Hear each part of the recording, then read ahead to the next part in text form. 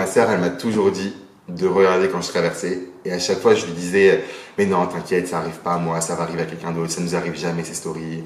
Donc t'inquiète, bah finalement, ça peut arriver à n'importe qui.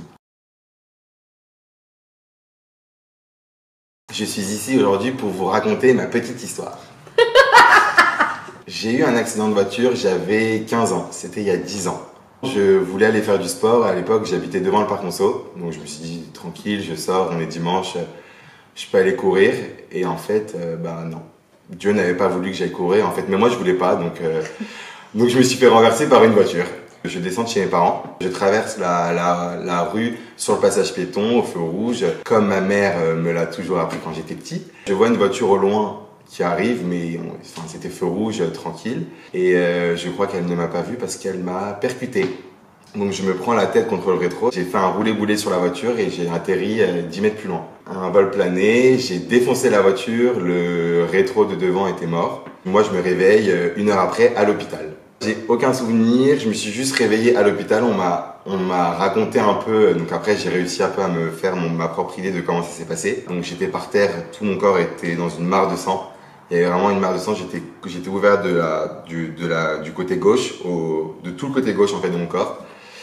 Et je me suis réveillé dans mon malaise et j'ai réussi à donner le numéro de chez moi à un passant qui a vu toute la scène et qui m'a récupéré par terre en sang.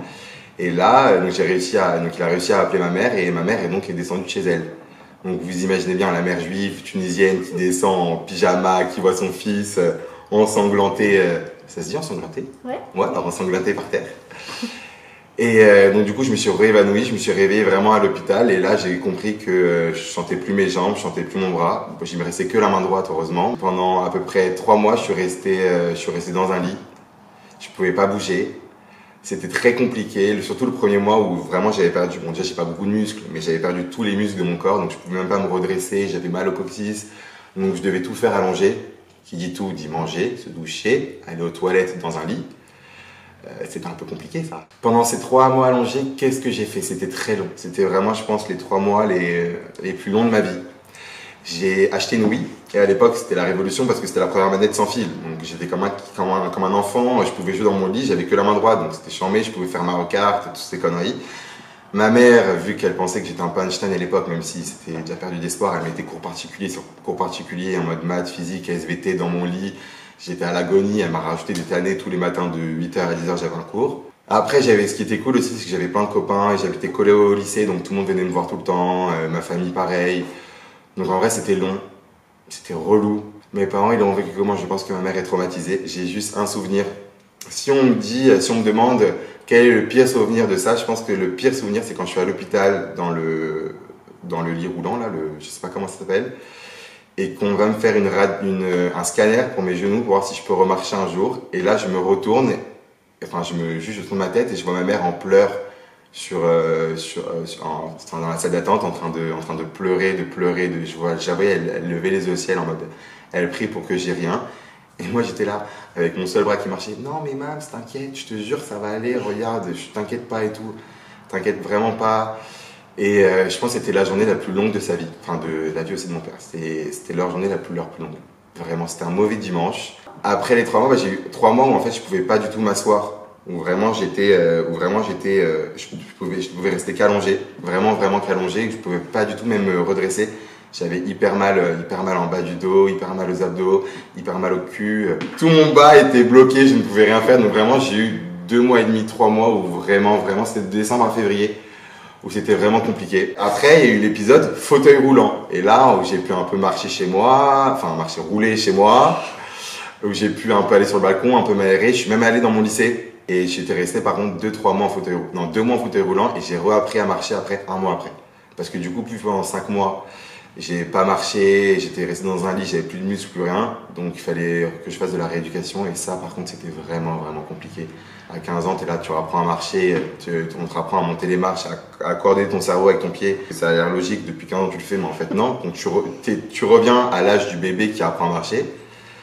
Mais finalement, voilà, c'est juste un mauvais souvenir. Donc, j'ai des petites séquelles quand même. Alors, j'ai une petite boule dans la cuisse, là où la voiture m'a tapé. Elle se voit pas, mais si tu touches ma cuisse, tu sens qu'il y a un truc bizarre dedans. J'ai jamais voulu trop savoir ce que c'est. Elle marche, donc on s'en fout.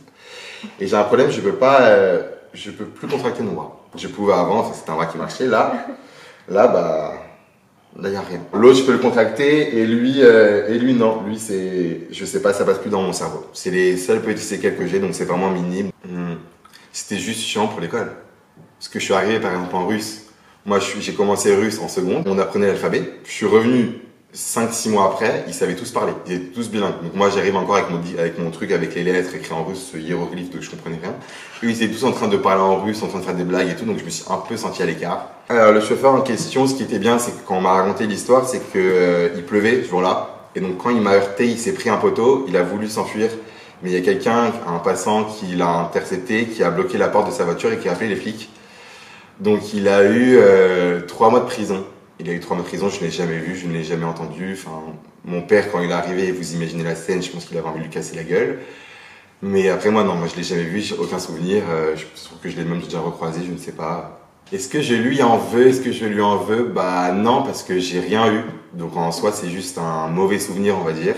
Mais si j'avais vu quelque chose, oui, parce que ça aurait pu changer toute ma vie, surtout que j'avais 15 ans, en pleine adolescence. Qu'est-ce que je peux vous dire à toutes les personnes qui ont vécu un peu la même story que moi, au moins qui sont dans un lit, qui ne peuvent pas bouger? Bah prenez votre mal en patience. Parce que quoi qu'il arrive, un jour, la roue, elle va tourner. Moi, je pars du principe qu'il faut toujours être positif dans la vie. Il faut voir le verre à moitié vide et pas à moitié plein. Je sais pas si c'est l'inverse. Je sais pas si c'est l'inverse. Mais grosso modo, il y a toujours un côté positif à toutes les stories. Donc, faut juste prendre son mal en patience et trouver des petites astuces. Ça veut dire que c'est tout con, mais moi, à l'époque, là, oui, ça m'a un peu sauvé 2-3 heures par jour. Même si c'est con, même si c'est inutile, bah, moi, ça m'a un peu comblé mes journées. Quoi qu'il arrive, j'avais soit mes parents qui pouvaient se libérer du boulot, mais après, quand on travaille tous les jours, c'est compliqué. Après, j'ai 3 frères et sœurs, donc ils se relayaient. C'était un jour ma sœur, un jour notre sœur, un jour mon frère. Et après, j'avais vraiment une pause déj, j'avais quelqu'un qui venait. Un mercredi, il finissait tôt l'après-midi, il venait. Le soir, celui qui finissait plus tôt, si t'avais 1 heure de trou, vu que j'habitais à 5 minutes du lycée, bah, il faisait l'heure de trou chez moi. En vrai, ça, tout le monde trouvait son compte. Il trouvait une petite maison, il pouvait faire n'importe quoi. Et moi, j'avais des copains qui me racontaient des scoops. Et non, ce qui est cool, c'est qu'après, dans ces moments-là, on voit vraiment qui sont les vrais, qui sont pas les vrais. Donc, ce qui est cool, c'est que j'ai vraiment pu compter sur des gens et que toujours aujourd'hui, je peux compter sur eux, mais au moins, on m'a apporté un peu de baume au cœur. Donc en vrai, faut juste prendre son mal en patience. Je sais que c'est très long, je sais que c'est très chiant. Mais voilà, faut sourire à la vie et la vie te sourira. Ma sœur, elle m'a toujours dit de regarder quand je traversais. Et à chaque fois, je lui disais, mais non, t'inquiète, ça arrive pas à moi, ça va arriver à quelqu'un d'autre, ça nous arrive jamais ces stories. Donc t'inquiète, bah finalement, ça peut arriver à n'importe qui. Je sais que j'ai un petit ange au-dessus de mon épaule, mais je crois j'ai déjà utilisé mon joker. Donc j'ai pas envie que ça arrive à n'importe qui. Donc juste regardez, faites attention et lâchez vos téléphones quand vous traversez.